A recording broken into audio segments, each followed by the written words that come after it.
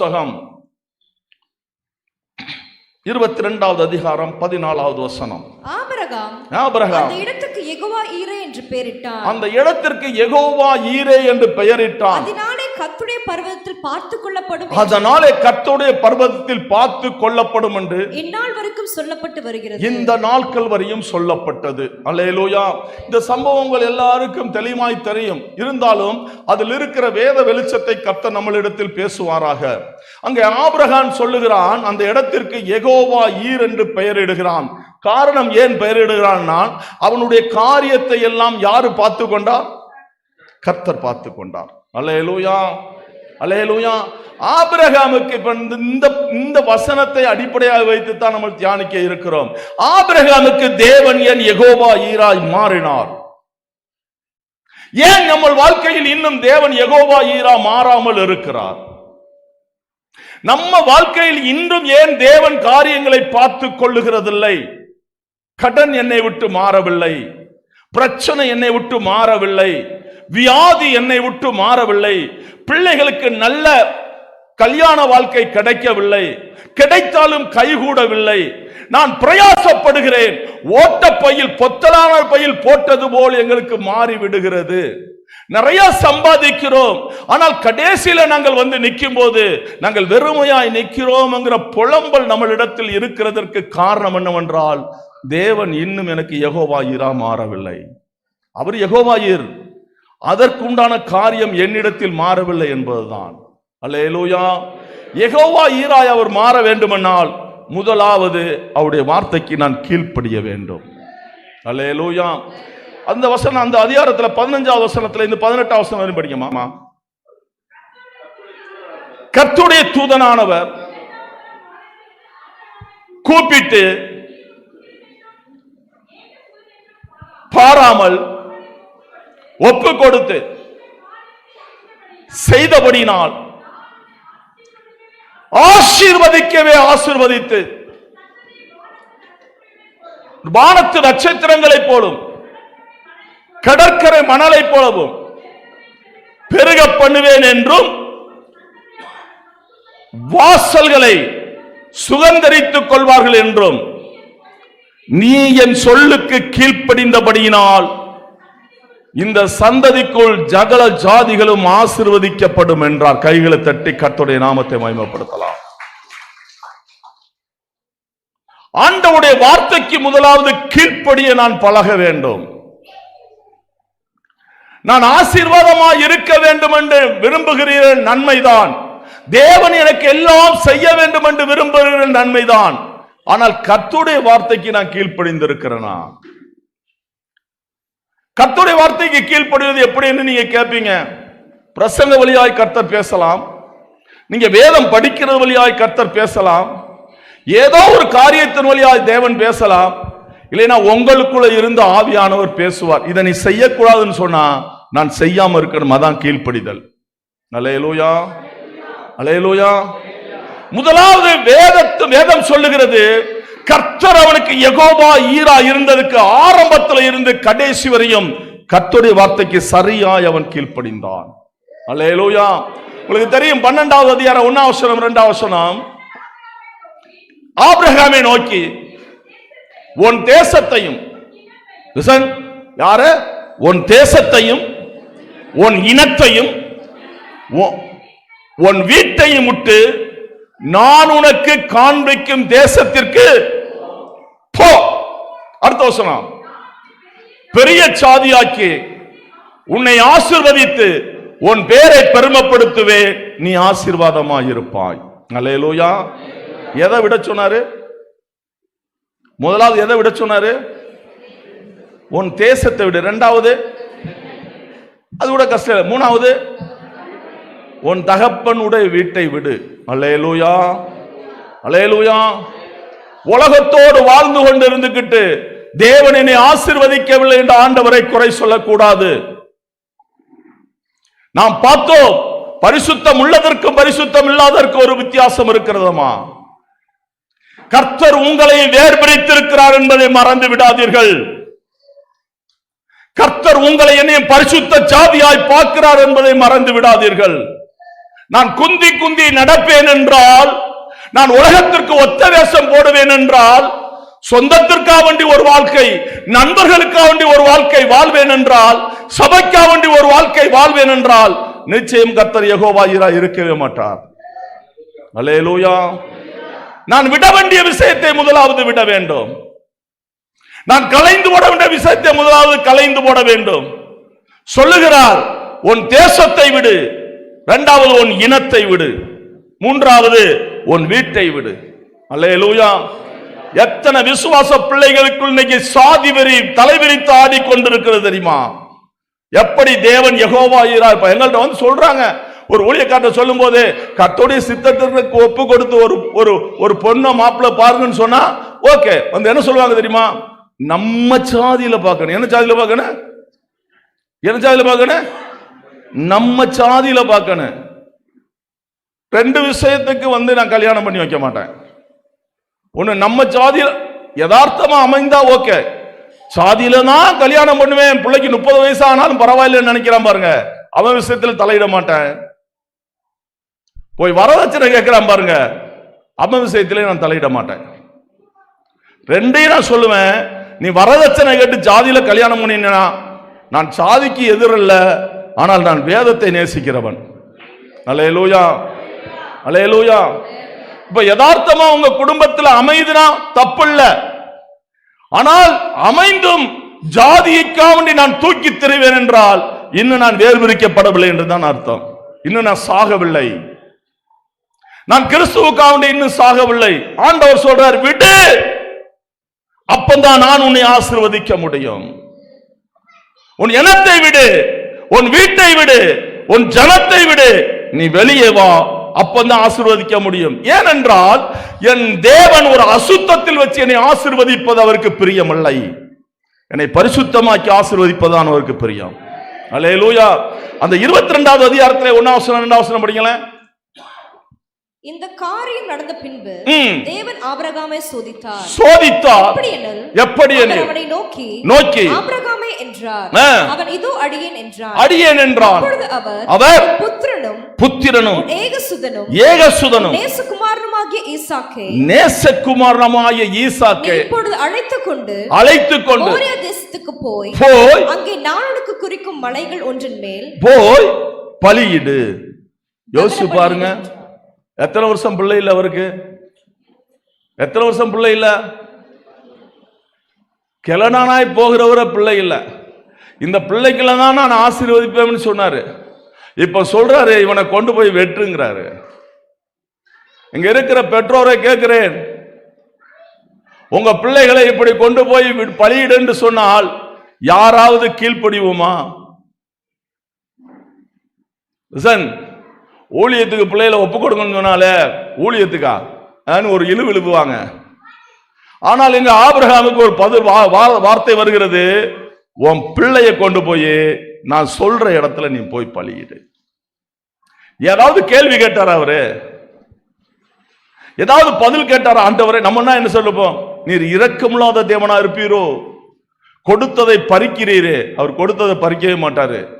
நம்ம வாழ்க்கை சரியில்லைன்னா நம்மளை விட்டு அதா போயிடும். ஒரு வார்த்தை வந்த உடனே அப்படியே கீழ்ப்படுகிறான்.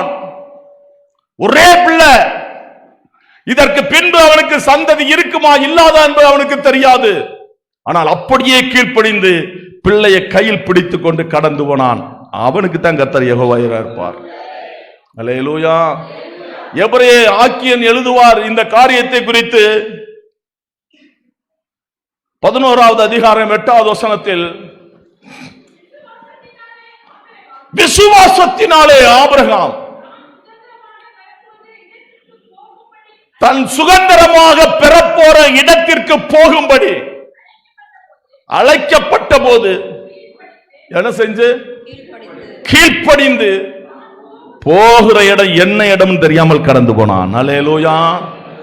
இந்த தேச பாலும் தேன் ஓடும் தேசம் என்று சத்தம் மட்டும்தான் அவனுக்கு கேட்டது. அங்கே எப்படி இருப்பார்கள், யார் இருப்பார்கள், எந்த தேசம், எந்த இடம் என்று ஆபிரகாமுக்கு தெரியாது. அவன் அப்படியே கீழ்ப்படிந்து கடந்து போனான். அல்லேலூயா, அல்லேலூயா. நான் தாழ்மையாய் உங்களிடத்தில் கேட்கிறேன், கர்த்தருடைய வார்த்தைக்கு நீங்க கீழ்ப்படிய ஆரம்பித்து விட்டீர்கள்னால் கர்த்தர் உங்களை ஆசீர்வதிக்க ஸ்டார்ட் பண்ணி விடுவார். அல்லேலூயா, அல்லேலூயா. ரொம்ப அவசியம் சபையே. கர்த்தர் எனக்கு யெகோவா ஈரா இருக்கிற சாயங்கால வேளையில தேவன் உங்களுக்கு, உங்க குடும்பத்திற்கு, உங்க பிள்ளைக்கு, உங்க சந்ததிக்கும் யெகோவா ஈரா இருக்கணும் என்றால் அவர் சொல்லுகிற எதா இருந்தால் நான் கீழ்ப்படிய வேண்டும். அல்லேலூயா, அல்லேலூயா.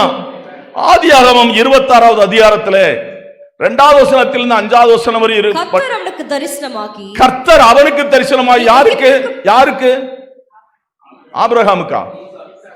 கர்த்தர் ஈசாக்குக்கு தரிசனமாகி, நீ எகிப்துக்கு போகாமல், நீ எகிப்துக்கு போகாமல், நான் உனக்கு சொல்லும் தேசத்தில் குடியிரு, நான் உனக்கு சொல்ற தேசத்துக்கு குடியிரு, இந்த தேசத்திலே வாசம் பண்ணு, இந்த தேசத்தில் வாசம் பண்ணு, உன்னோட கூட இருந்து, உன்னோடு கூட இருந்து உன்னை ஆசீர்வதிப்பேன், உன்னை ஆசீர்வதிப்பேன், உனக்கும் உன் சந்ததிக்கும், உனக்கு உன் சந்ததிக்கும் தேசங்கள் யாவையும் தந்து, யாவையும் தந்து, தகப்பனாகிய ஆபிரகாமுக்கு நான் இட்ட ஆணை நிறைவேற்றுவேன், ஆணையை நிறைவேற்றுவேன்.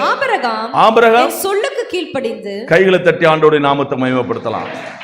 தன் மகனிடத்துல சாட்சி சொல்றாரு, அவனுக்கு சொன்ன வார்த்தையை உனக்கு நான் நிறைவேற்றுறதுக்கு காரணம் என்ன தெரியுமா?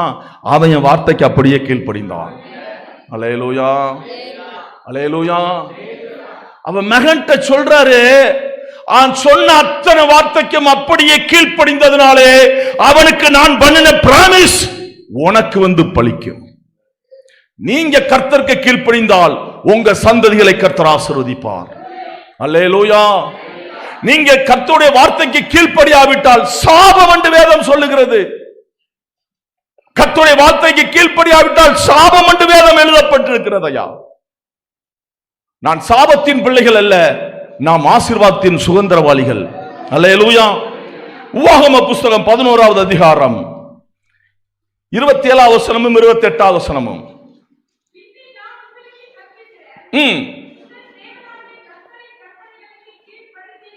கீழ்ப்படிவீர்களானால் ஆசீர்வாதமும்,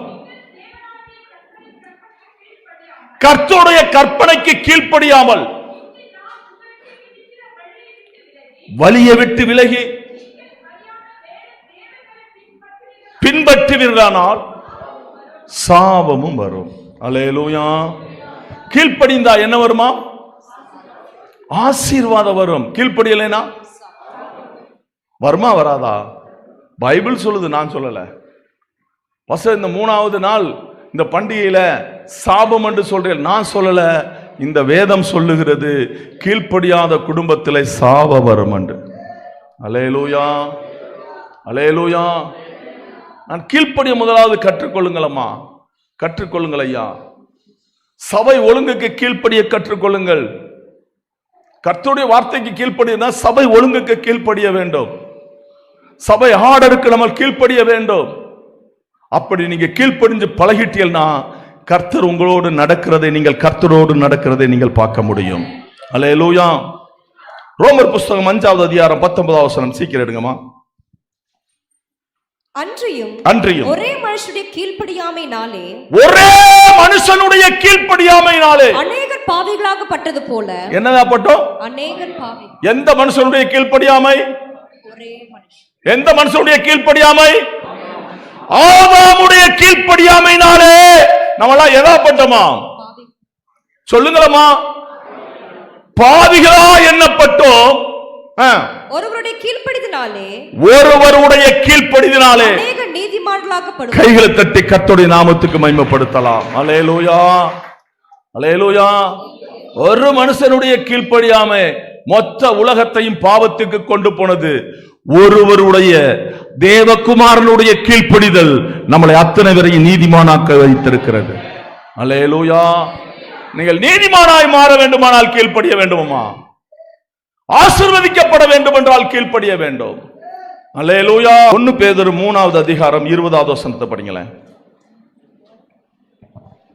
அந்த ஆவிகள் பூர்வத்திலே நோவா பிள்ளை ஆயத்தம் பண்ணும், நோவா பேழையை ஆயத்தம் பண்ணும் நாட்களில் தேவன் நீடிய பொறுமையோடு காத்திருந்த போது கீழ்ப்படியாமல் போனவைகள் அந்த பேழையிலே சிலராகிய 8 பேர் மாத்திரம் பிரவேசித்து, சிலர் 8 பேரை மாத்திரம் பிரவேசித்து ஜலத்தினாலே காக்கப்பட்டார்கள். சலத்தினாலே காக்கப்பட்டார்கள். அல்லேலூயா. இந்த நோவாவை குறித்தும் லோத்தை குறித்தும் ஒரு சம்பவத்தை உங்களுக்கு சொல்லுகிறேன். நான் விரிவாய் சொல்வதற்கு டைம் இல்ல. ஆனா லோத்தையும் நோவாவையும் பைபிள் நீதிமான் என்று சொல்லுகிறது. லோத்தையும் என்ன சொல்லுகிறது? நீதிமான் என்று சொல்லுகிறதா இல்லையா? நோவாவையும் பைபிள் நீதிமான் சொல்லுகிறது, லோத்தையும் பைபிள் நீதிமான் என்று சொல்லுகிறது. இங்க முதல் நீதிமானாகிய இந்த நோவா கர்த்தருடைய வார்த்தைக்கு அப்படியே கீழ்ப்படிந்தான். பேழையை கட்ட சொன்னார், கப்பல் கட்ட சொல்றாரு. கடல் இருந்தா தானே கப்பல் கட்ட முடியும். அந்த நாட்கள்ல பலிகளினாலே விவசாயம் பார்த்தார்கள், மழை கூட இல்ல. கர்த்தர் கப்பல் கட்ட சொன்னார், அப்படியே கீழ்ப்படிந்து எத்தனை அடி நீளம், எத்தனை அடி உயரம், எத்தனை அடி அகலமோ அப்படியே ஆர்டரா கட்டினார். அல்லேலூயா. நான் என் பிள்ளைகள் இருக்கேன், 8 பேர் இருக்கான், ஒரு ரூம் நாங்க எக்ஸ்டெண்ட் பண்ணிக்கிறோம். அவர்கிட்ட கேட்கல. அவர் ஆண்டவர் என்ன கொடுத்தாரோ அப்படியே செய்து முடித்தான். வேதம் சொல்லுகிறது, அவனும் அவன் குடும்பமும் காக்கப்பட்டது. அல்லேலூயா. ஆதியாகமம் 19வது வசனத்துக்கு வந்துருங்க. 16வது வசனத்துல இருந்து படிங்களேன். அப்பொழுது லோத்து புறப்பட்டு தன் குமார்த்திகளை விவாகம் பண்ண போகிற தன் மருமக்கள் பேசி 16 அவன் தாமதித்துக் கொண்டிருக்கும் போது அவர்கள் தாமதித்துக் கொண்டிருக்கும் போது அவர் மேல் வைத்த இரக்கத்தினாலே அந்த புருஷன் அவன் கையையும் அவன் மனைவியின் கையையும் அவன் 2 குமார்த்திகளின் கையும் பிடித்து 2 குமாரத்தி கைகளையும் பிடித்து அவனை பட்டணத்திற்கு வெளியே கொண்டு போய் விட்டார்கள். பட்டணத்திற்கு வெளியே கொண்டு போய் விட்டார்கள். அவர்களை வெளியே கொண்டு போய் விட்ட பின்பு அவர் உன் ஜீவன் தப்ப ஓடிப்போ. இப்ப சொல்றாங்க, அவனை வெளியே கொண்டு போய் விட்ட பிறகு ஜீவன் தப்ப ஓடிப்போ. பின்னிட்டு பாராதே. சமபூமியில் எங்கும் நில்லாதே. சமபூமியில் எங்கும் நில்லாதே. அழியாதபடிக்கு மலைக்கு ஓடிப்போ. என்ன செய்ய? அழியாதபடிக்கு எங்க ஓடிப்போ? மலைக்கு. எங்க ஓடிப்போ? மலைக்கு. இப்ப ஆண்டவருடைய தூதர்கள் சொல்லுகிறார்கள், நீ எங்க ஓடிப்போ? ஏன் மலைக்கு ஓடிப்போ என்று சொன்னார்கள்? நம்ம தேவன் எப்பவுமே நம்மளை உயர்மான இடத்துல வச்சு பார்க்கிறவர். அல்லேலூயா. ஏன்னா அவர் கண்மலையாகிய கிறிஸ்து. அவர் என்னை உயர்ந்த இடத்தில் வைத்து பார்க்கிறவர். தாழ்வான இடத்தில் வைத்து என்னை பார்க்கிற தேவன் அல்ல. மனுஷன் நம்மளை தாழ்வான இடத்தில் வைத்து பார்ப்பான், ஆனால் தேவனோ என்னை உயர்ந்த இடத்தில் வைத்து பார்க்கிறவர். இப்ப எங்க ஓடி போய் சொல்றாரு? மலைக்கு ஓடிப்போன்னு சொல்றாரு. இப்ப அவன் சொல்றான் பாருங்க, அதற்கு லோத்து அப்படியல்ல ஆண்டவரே, கண்களில் உமது அடியேனுக்கு கிருபை கிடைத்ததினால் என் பிராணனை காக்க எனக்கு செய்த கிருபையை பெரிதாக விளங்க பண்ணினீர். மலைக்கு ஓடி போக என்னால் முடியாது. தீங்கு என்னை தொடரும், நான் மரித்து போவேன். ஆமென். அல்லேலூயா. இப்ப என்ன சொல்றாரு இவரு? மலைக்கு ஓடி போவ. இப்ப சோதோமுல இருந்து இவன் ஓடி வந்தானா, ஆண்டவர் கொண்டு வந்தாரா? சோதோமுல இருந்து இவன் ஓடி வந்தானா, இல்ல ஆண்டவர் கொண்டு வந்தாரா? இங்க ஆண்டவரே சுமந்துட்டு வந்துட்டாரு. மலைக்கு சுமந்துட்டு போகிறதற்கும் அவர் வல்லமையுள்ள தேவன். இப்ப இவன் என்ன சொல்றான் ஆண்டவர்கிட்ட? நான் ஓட முடியாது, தீங்கு என்னை தொடரும். அடுத்த வசனம், அதோ அந்த ஊர் இருக்கிறதே, நான் அதற்கு ஓடி போகத்தக்கதாய் அது கிட்ட இருக்குது. சின்னதுமாய் இருக்கிறது. அது எப்படி இருக்குது? என்னதா இருக்குது? சின்னதுமாய். அவர் எங்க ஓடி போய் சொன்னாரு? எங்க ஓடி போய் சொன்னாரு? மலைக்கு ஓடி போங்கறாரு. இவன் என்ன சொல்றான்? சின்னதா இருக்குது. பிரான் பிழைக்க அங்கே ஓடி போகட்டும். நான் என்ன செய்யட்டும்? ஓடி போகட்டும். என்ன செய்யட்டும்? ஓடி போகட்டும். அல்லேலூயா. போதுமா? அல்லேலூயா. அது சின்ன ஊர் தான். அங்க போய் தான் குடும்பமா சீரழிஞ்சான். கர்த்தருடைய வார்த்தைக்கு கீழ்ப்படியாதனாலே அடுத்த வசனங்கள்ல வர்றது, மனைவியை இழந்தான். முதலாவது, இவன் மலைக்கு ஓடி போயிருந்தான்னா முதலாவது மனைவியை இழந்திருக்க மாட்டான். ஆனா இவன் யாரு? நீதிமான். யார் இவன்? பைபிள் சொல்லுது, யார் இவன்? நீதிமான். அந்த நீதிமானை வைத்துக் கொள்ளுங்கள். கர்த்தருடைய வார்த்தைக்கு கீழ்ப்படிந்தவனையும் கர்த்தருடைய வார்த்தைக்கு கீழ்ப்படியாத நீதிமானை நீங்கள் ஒன்றா வைத்து பாருங்கள். இவனு நீதிமான் தான், அவனு நீதிமான் தான். கர்த்தருடைய வார்த்தைக்கு கீழ்ப்படியாத முதலாவது மனைவியை இழந்தான். அது கூட பரவாயில்ல, 2 பிள்ளைகளும் தன் தகப்பனோடு சயனித்து 2 சாபமான சந்ததியை பெற்றார்கள். அல்லேலூயா. அல்லேலூயா. அம்மோன் புத்திரரும் மோவாப்பு புத்திரரையும் பெற்றார்கள். கர்த்தருடைய சன்னதிக்கு அவர்கள் அருவருக்கப்பட்டவர்களாய் மாறி போனார்கள். நீங்கள் ஊவாம புஸ்தகம் 23வது அதிகாரம், உபாகமம் 23வது அதிகாரம் 1வது வசனத்திலிருந்து 3வது வசனம் வரை படிக்கமா.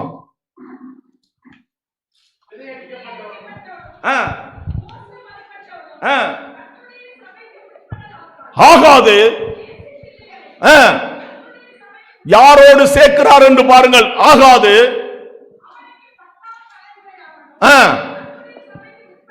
உள்படல் ஆகாது. யாருமா? அம்மோனியரும் மோவாபியரும் கர்த்தருடைய சன்னதிக்கு எத்தனை தலைமுறை வரையும்? எத்தனை தலைமுறை வரையும் ஐயா? எத்தனை தலைமுறை வரையும்? இந்த மோவாபியரும் அம்மோனியரும் எந்த சந்ததியில வந்தவர்கள்? லோத்து பிள்ளைகளினால் வந்தவர்கள் அவர்கள். அல்லேலூயா. கீழ்ப்படியாத பிள்ளைகளினால் வந்தவர்கள். எத்தனை தலைமுறைக்கு வரக்கூடாது கர்த்தருடைய சமூகத்துல? 10 தலைமுறை. அந்த நாட்கள்ல ஒரு 100 வயசு வச்சுக்கிறீங்க. எத்தனை வருஷம் வரக்கூடாது கர்த்தருடைய சமூகத்துக்கு? 1000 வருஷம் தேவ சமூகத்துக்கு வர முடியாதபடி நீதிமானுடைய சந்ததி தள்ளப்பட்டதுக்கு காரணம் கீழ்ப்படியாமை. அல்லேலூயா, அல்லேலூயா. நீங்கள் வேத வசனத்தின் பிரகாரம் கவுண்டிங் பண்ணி பார்த்தீங்கன்னா ஒரு 1000 வருஷம் கழிந்து அதே மோவாப்பு ஸ்திரீ தான் ரூத் மனம் திரும்பி தேவ சமூகத்துக்கு கடந்து வருவாள். அவள் வழியாய்த்தான் என் ஆண்டவராய் இயேசு கிறிஸ்து வருகிறார். அல்லேலூயா.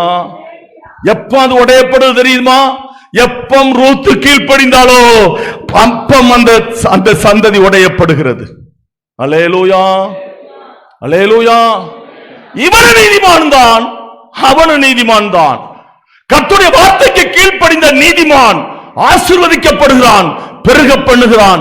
கர்த்தருடைய வார்த்தைக்கு கீழ்ப்படியாத நீதிமானுடைய சந்ததி சாபமாய் மாறுகிறது. அல்லேலூயா, அல்லேலூயா. நீ 1 சாமுவேல் புஸ்தகம், நான் சீக்கிரம் போயிடுறேன். 1 சாமுவேல் புஸ்தகம் 15வது அதிகாரம் 19வது வசனத்திலிருந்து 22வது வசனம் வரையும். இப்படி இருக்க கர்த்தருடைய சொல்லை கேளாமல் கொள்ளையின் மேல் பறந்து கர்த்தருடைய பார்வைக்கு பொல்லாப்பானதை செய்தது என்ன? பொல்லாப்பானதை செய்தபடியினால் சவுல் சாமுவேலை நோக்கி, நான் கர்த்தருடைய சொல்லை கேட்டு கர்த்தரனை அனுப்பின வழியாய் போய் அமலேக்கின் ராஜாவாகிய ஆகாகை கொண்டு வந்து அமலேக்கியரை சங்காரம் பண்ணினேன். ஜனங்களோ உம்முடைய தேவனாகிய கர்த்தருக்கு கில்காலிலே பலியிடுகிறதற்காக கொள்ளையிலே சாபத்தீடாகும் ஆடு மாடுகளையும் பிரதானமானவைகளை பிடித்துக் கொண்டு வந்தார்கள் என்றான். சாமுவேல் கர்த்தருடைய சத்தத்துக்கு கீழ்ப்படிவதை பார்க்கிலும் சர்வாங்க தகன பலிகளும் கர்த்தருக்கு பிரியமாயிருக்குமோ என்றான். கைகளை தட்டி. இஸ்ரவேலின் முதல் ராஜா சவுல், ஆண்டவர் சொல்லுகிறார், என் ஜனங்கள் எகிப்திலிருந்து வரும் பொழுது அமலேக்கன் வழிமறித்தார்கள், அதை நான் மனதில் வைத்திருக்கிறேன், அவர்களை நீ சங்கரித்து போட வேண்டும் என்று சொன்னார். இவன் சொல்றான் பாருங்க, உம்முடைய தேவனுக்கு காணிக்கை செலுத்த நான் காணிக்கையை கொண்டு வந்தேன். அல்லேலூயா, அல்லேலூயா. உன் காணிக்கையை விட கீழ்ப்படிதல் மேன்மையானது. அல்லேலூயா, அல்லேலூயா.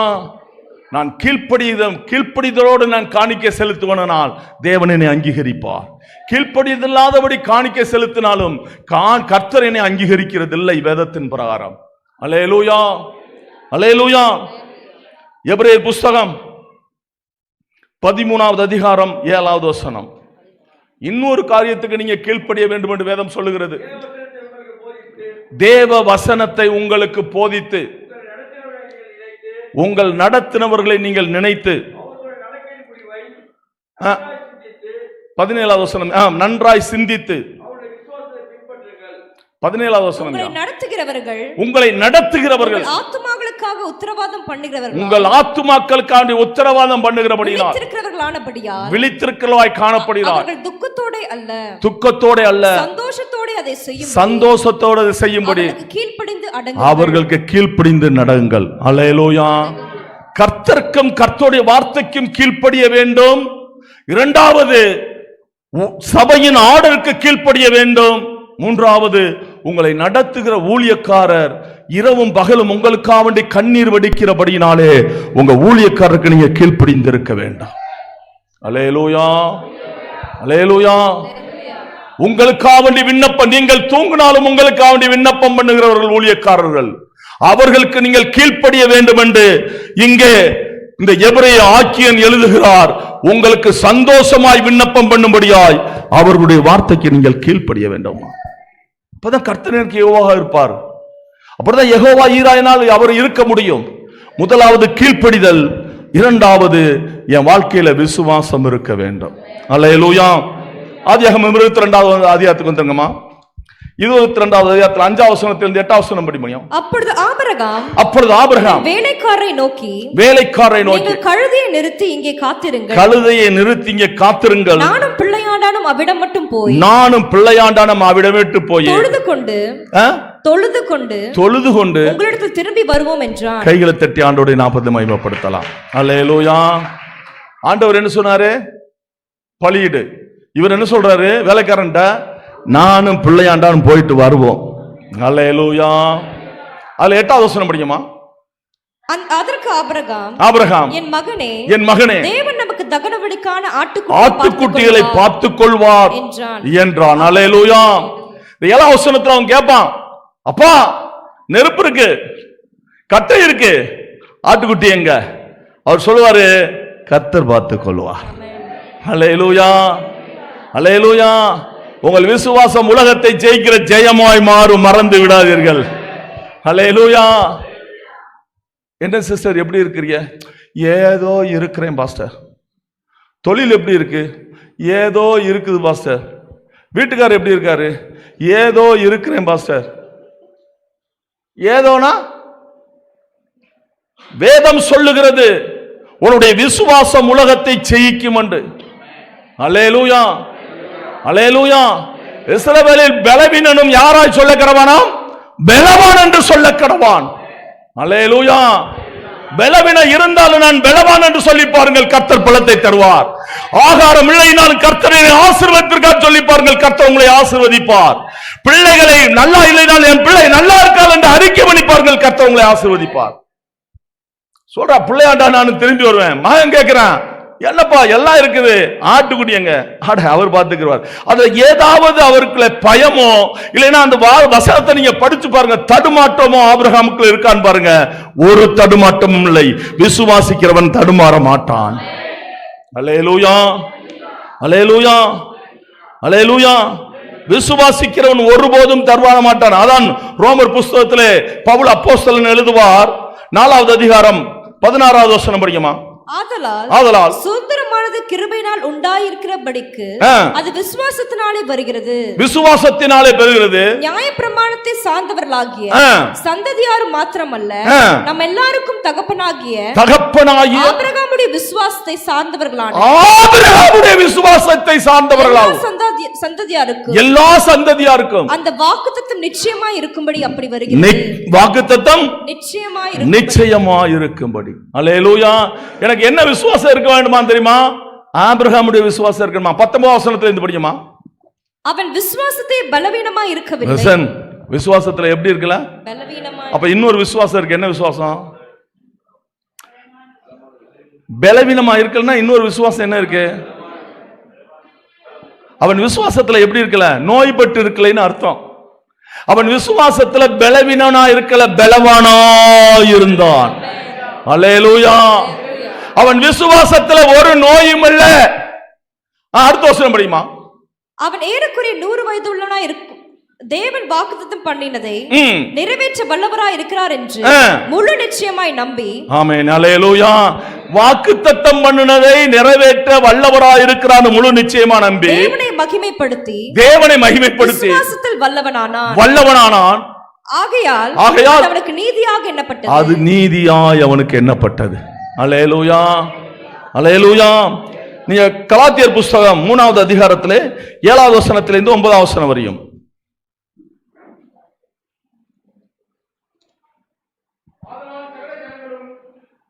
ஆகையால் விசுவாச மார்க்கத்தார்கள் எவர்களோ அவர்களே ஆபிரகாமின் பிள்ளைகள் என்று அறிவீர்களாக. அவர்கள் ஆபிரகாமின் பிள்ளை என்று அறிவீர்களாக. கலாத்தியர் சொன்னாங்க. கலாத்தியர் 3:7 படியுமா? மேலும் தேவன் விசுவாசத்தினாலே புறஜாதிகளை நீதிமான்கள் ஆக்கிறார் என்று வேதம் முன்னாக கண்டது. 7வது வசனத்துல இந்த படிக்குமா? ஆகையால் விசுவாச மார்க்கத்தார்கள் எவர்களோ. யாருமா? விசுவாச மார்க்கத்தார் எவர்களோ அவர்களே ஆபிரகாமின் ஆபிரகாமின் பிள்ளைகள் என்று அறிவீர்களாக. அவர்களே யார் பிள்ளைகள்? ஆபிரகாம். ஆபிரகாம் பிள்ளைகள். நீங்கள் முற்பிதா ஆபிரகாம் விசுவாசம் உள்ளவர் என்று சொல்லுகிறது மேன்மை அல்ல. ஆபிரகாமுக்குள் உண்டான விசுவாசம் எனக்கு இருந்தா தான் நான் ஆபிரகாமின் சந்ததி என்று சொல்ல முடியும். அல்லேலூயா, அல்லேலூயா. குந்தி குந்தி நடந்து கொண்டு நான் ஆபிரகாமின் சந்ததி சொன்னார் யெகோவா ஈரா என் வாழ்க்கையில் இடப்படவே மாட்டார். அல்லேலூயா. அடுத்த வசனம் முடியுமா? மேலும் தேவன் விசுவாசத்தினாலே புற ஜாதிகளை நீதிமான்களாக்கிறார் என்று வேதம் முன்னாக கண்டு உனக்குள் சகல ஜாதிகளும் ஆசீர்வதிக்கப்படும் என்று ஆபிரகாமுக்கு சுவிசேஷமாய் முன்னறிவிக்கப்பட்டது. அந்தபடி விசுவாச மார்க்கத்தார் விசுவாசமுள்ள ஆபிரகாமுடனே ஆசீர்வதிக்கப்படுவார்கள். அல்லேலூயா, அல்லேலூயா. இப்ப ஆபிரகாமுடன் ஆசீர்வதிக்கப்படணும்னா அவருக்கு வாக்குத்தத்தம் எப்படி பண்ணினாரோ அந்த வாக்குத்தத்தம் எனக்கு நிறைவேற வேண்டும் என்றால் நான் விசுவாச மார்க்கத்தானா இருக்க வேண்டும். அல்லேலூயா, அல்லேலூயா, அல்லேலூயா. எபிரேயர் புத்தகம் 13வது அதிகாரத்துல 11வது அதிகாரத்துல 6வது வசனம் படிங்களேன். விசுவாசம் இல்லாமல் தேவனுக்கு பிரியமாய் இருப்பது கூடாத காரியம். ஏனென்றால் தேவனிடத்தில் சேருகிறவன் அவர் உண்டென்றும் தம்மை தேடுகிறவருக்கு பலன் அளிக்கிறார் என்று விசுவாசிக்க வேண்டும். அல்லேலூயா. யாருக்கு பிரியமா இருக்க முடியாது? யாரு தேவனுக்கு பிரியமா இருக்க முடியாது? விசுவாசம் இல்லைன்னா அது ஊழியக்காரனா இருந்தாலும் சரி, விசுவாசியா இருந்தாலும் சரி, விசுவாச வாழ்க்கை என்கிட்ட இல்லைன்னா தேவனுக்கு நான் பிரியமா இருக்கு. தேவனுக்கு பிரியமா இல்லைன்னா எப்படி எனக்கு யெகோவா ஈரா வருவாரு? அவர் எப்படி வந்து என்னை ஆசீர்வதிப்பாரு? அவர் எனக்கு நான் அவருக்கு பிரியமா இருக்க வேண்டுமே. அப்ப நான் யாரா இருக்கணும்னா முதலாவது கீழ்ப்படிதல் உள்ளவனா இருக்கணும், இரண்டாவது நான் விசுவாச மார்க்கத்தானா இருக்க வேண்டும். அல்லேலூயா, அல்லேலூயா. செத்த விசுவாசம் வாழ்க்கையில் இருக்கக்கூடாது. என்ன விசுவாசம்? செத்த பஸ்ல ஏறும்போது கூட யாரை நம்புறோம்? டிரைவரை நம்புறோம். ஏதாவது புளிய மரத்தில் விடாம நம்மளை கொண்டு போய் சேர்த்தா போதும்னு அவனை விசுவாசிக்கிறது கூட தேவனை விசுவாசிக்கிறது இல்லை. அல்லேலூயா, அல்லேலூயா. நாம் யாருனால் விசுவாச மார்க்கத்தார். நீங்க தைரியமா சொல்லலாம், நான் விசுவாச மார்க்கத்தார், நான் கர்த்தருடைய பிள்ளை, கர்த்தர் எனக்கு யெகோவா ஈரா இருக்கிறார் என்பதை நீங்கள் தைரியமாய் சொல்ல வேண்டும் என்றால் விசுவாசம் இருக்க வேண்டும். வேலை இல்லையா? முழங்கால படியிட்டு ஆண்டவரே எனக்கு வேலை தாரும் என்று கேட்டு பாருங்கள். அல்லேலூயா, அல்லேலூயா. வரவு சரியா இல்லையா? எந்த காரியமா இருந்தாலும் தேவ சமூகத்தில் போய் நின்று வசனத்தை சொல்லி நீங்க செபித்து பாருங்கள், விசுவாசத்தோடு செபித்து பாருங்கள், கர்த்தர் கிரியை செய்வார். அல்லேலூயா. விசுவாசமே இல்லாமல் சில பேர் செபிக்கிறது, மணிக்கணக்கா செபிப்பாங்க, என்ன இருக்காது? என்ன இருக்காது? விசுவாசமே இருக்காது. எப்படி வந்தாங்களோ அப்படியே போவாங்க. சில பேர் ஆராதனைக்கு வருவாங்க, விசுவாசமே இருக்காது. சபை ஆர்டர் இருக்காதுன்னு சொல்ல கீழ்ப்படியணும். ஆராதிக்கும் போதெல்லாம் நீங்க சின்ன பிள்ளை மாதிரி ஆராதிச்சு பாருங்க, கர்த்தர் உங்களோடு கூட இருப்பார். அல்லேலூயா. ஆராதிக்கும் போது அப்படியே போலீஸ்கார மாதிரி நிக்கிறது, இப்படி நிக்கிறது. ஆராதிக்கிற அங்கே பிராக்கு பார்த்துட்டு வெளியே போய் சொல்றது, கவாரு ஆடுறத பாரு, கர்த்தர் இப்படி ஆசீர்வதிப்பார்.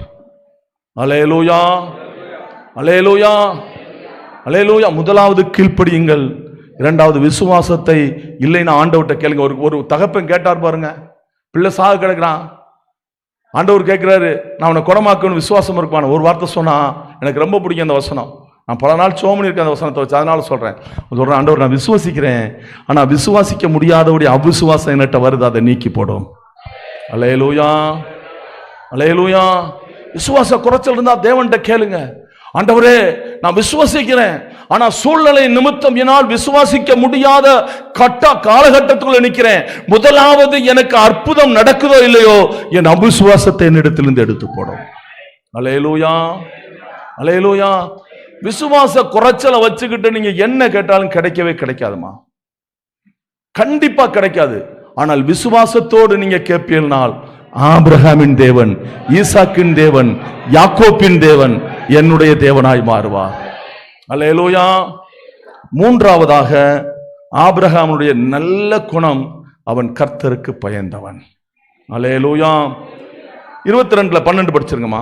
அப்பொழுது அவர் பிள்ளையாண்டான் மேல் உன் கையை போடாதே, அவனுக்கு ஒன்றும் செய்யாதே, அவனை உன் புத்திரன் என்றும் உன் ஏகசுதன் என்றும் பாராமல் எனக்காக ஒப்பு கொடுத்தபடியினால் தேவனுக்கு பயப்படுகிறவன் என்று இப்பொழுது அறிந்திருக்கிறேன் என்று. கைகளை தட்டி கர்த்தருடைய நாமத்தை மகிமைப்படுத்தலாம். அல்லேலூயா.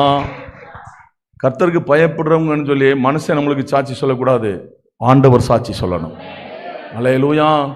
இந்த உலகத்துக்கு ஒத்த வேஷம் போடுறதுக்கு பத்தியலாம், அது நம்ம கர்த்தருக்கு பயப்படுற மாதிரி நடிக்க முடியும். மற்றவர்களுக்கு முன்பா அவங்க பார்ப்பாங்க, ஆஹா இவங்க கர்த்தருக்கு பயப்படுவணும். கர்த்தருக்கு பயப்படுவணும் எனக்கு மற்றவன் சாட்சி சொல்லக்கூடாது, என் தேவன் சாட்சி சொல்ல வேண்டும். அல்லேலூயா.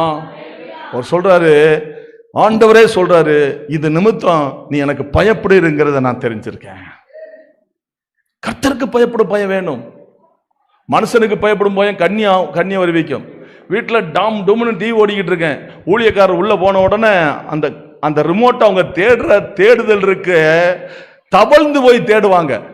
அந்த ரிமோட்டை தவழ்ந்து போய் தேடி அதை ஆஃப் பண்ணிடுவாங்க. அது ஆசீர்வாதம் நினைக்கிறீங்களா? நம்மளை எப்பொழுதும் ஒரு கண் பார்த்து கொண்டே இருக்கிறது. அல்லேலூயா. இந்த சிசிடிவி கேமராவுக்கு பயப்படுற பயம் கூட கர்த்தருக்கு பயப்படுறது இல்லை. இந்த சிசிடிவி கேமரா இருக்கிற இடத்துல பாருங்க, ரொம்ப ஒழுக்கமா நடந்துக்குவாங்க. ஆனால் வேதம் சிசிடிவி கேமரா ஒரு எல்லை வழிந்தான், என் தேவனுடைய கேமரா உலகம் முழுவதும் இருக்கிறது. அல்லேலூயா. அதான் தாவீது சொல்வார், நான் சமுத்திரத்தில் போய் படுக்கை போட்டாலும் அங்கே இருக்கிறீர், பாதாளத்தில் போய் படுக்கை போட்டாலும் அங்கே இருக்கிறீர், எல்லா இடத்திலும் அவர் இருக்கிறவர். அல்லேலூயா. அல்லேலூயா. வேலை பார்க்கிற இடத்துல அநாகரியமாய் நடந்து கொண்டுட்டு சபையிலே நீங்கள் வந்து இருப்பதனால் ஒரு பிரயோஜனமும் இல்லை. எல்லா இடத்திலும் நான் கர்த்தருக்கு பயந்து இருக்க வேண்டும். என்னை தேவன் பார்க்கிறார். நான் அடிக்கடியாய் சொல்வேன், எங்க சபையில சொல்வேன், ஒரு விஷயத்தை மட்டும் நீங்க மறந்துடாதீங்க, உங்களை கர்த்தர் பார்த்து கொண்டே இருக்கிறார். அல்லேலூயா. அல்லேலூயா. சகோதரனே, சகோதரியே, இங்க வேதம் சொல்லுகிறது, நீ கர்த்தருக்கு பயப்படுவோமானால் கர்த்தர் என் வாழ்க்கை முழுவதும் யெகோவா வந்து கொண்டே இருப்பார். அல்லேலூயா. அல்லேலூயா. அப்போஸ்தலர் புஸ்தகத்திலே 10வது அதிகாரத்திலே 2வது வசனம், அவன் தேவ பக்தி உள்ளவனும் தன் வீட்டார் அனைவரோடும் தேவனுக்கு பயந்தவனுமாயிருந்து செய்து ஜெபம் பண்ணி கொண்டிருந்தான். இந்த மனுஷனை குறித்து உங்களுக்கு நல்லா தெரியும், கொர்நேலியுங்கிற மனுஷன். இவன் மட்டும் கர்த்தருக்கு பயந்திருக்கல, பைபிள் அழகான பதிவு இருக்குது, அவன் குடும்பமாய் கர்த்தருக்கு பயந்திருந்தான். அல்லேலூயா. அவன் குடும்பமாய் கர்த்தருக்கு பயந்திருந்தான். அவன்கிட்ட வேலை பார்க்கிற மனுஷர்களோ வெளியே சொல்லுவார்கள். 22வது வசனம் படிக்குமா.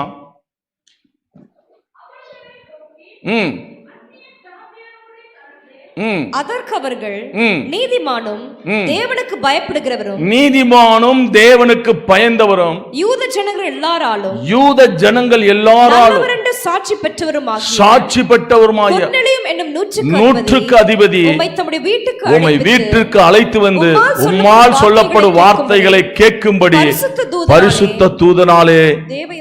ஆமென். அல்லேலூயா. அவன்கிட்ட வேலை பார்த்தவன் போய் சொல்லுகிறான், என் எஜமான் கர்த்தருக்கு பயந்தவன். அல்லேலூயா.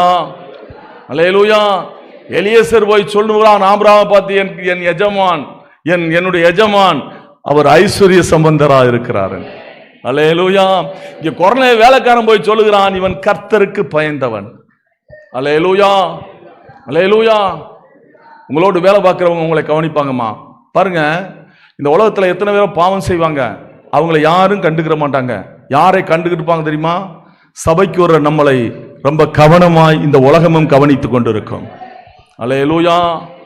நம்ம நட உடை, நம்ம பேச்சு, நம்மளுடைய கிரியைகள் எல்லாவற்றையும் இந்த உலகமும் பார்த்து கொண்டிருக்கும், ஜனங்களும் பார்த்து கொண்டிருக்கும். மறந்து விடாதீர்கள். அல்லேலூயா. அல்லேலூயா. நான் கர்த்தருக்கு பயப்படும் பயத்தை நானே ஏற்படுத்திக் கொள்ள வேண்டும். யோசேப்புக்கு ஒரு சந்தர்ப்பம் கிடைத்தது, பாவம் செய்வதற்கு ஃபுல் ஃப்ரீ. யார் இல்ல வீட்டுல, அந்த சகோதரியை தவிர வேற யாருமே இல்ல. அவனுக்கும் தெரியும், அவளுக்கும் தெரியும். அதனால் தான் அவனை கட்டாயப்படுத்தினாள். ஆனால் அவனுக்கு ஒன்னே ஒன்று தெரியும். ஆமென். அல்லேலூயா. ஒரு 2 பேர், ஒரு 5 நிமிஷம்யா, ஒரு 2 பேர் வாங்களேன். வாங்க பாஸ், நீங்க வாங்க தம்பி. அப்படி இல்லைங்க, சும்மா